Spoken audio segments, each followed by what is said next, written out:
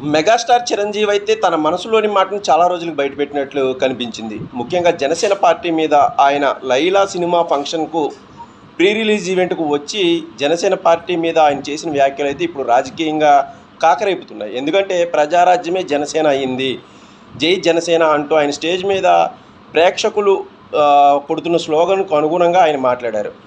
ప్రజారాజ్యం పార్టీయే రూపాంతరం చెంది జనసేనగా ఆవిర్భవించిందని చెప్పడం ద్వారా చిరంజీవి తన మనసులోని మాట అయితే బయటపెట్టినట్లయింది. అంటే ఇటీవల చాలా చోట్ల బీజేపీలోకి వెళ్తున్నారు, రాజ్యసభ సీట్ ఇస్తున్నారని, లేకపోతే కాంగ్రెస్ నాయకులతో కలిసిన సమయంలో చాలా రకాల రాజకీయ వ్యాఖ్యానాలు అయితే చిరంజీవి గారి మీద వినిపించిన సందర్భంగా ఆయన మనసులో మాట బయట పెట్టడమే కాకుండా చాలామందికి ఒక క్లారిటీ కూడా ఇచ్చారు.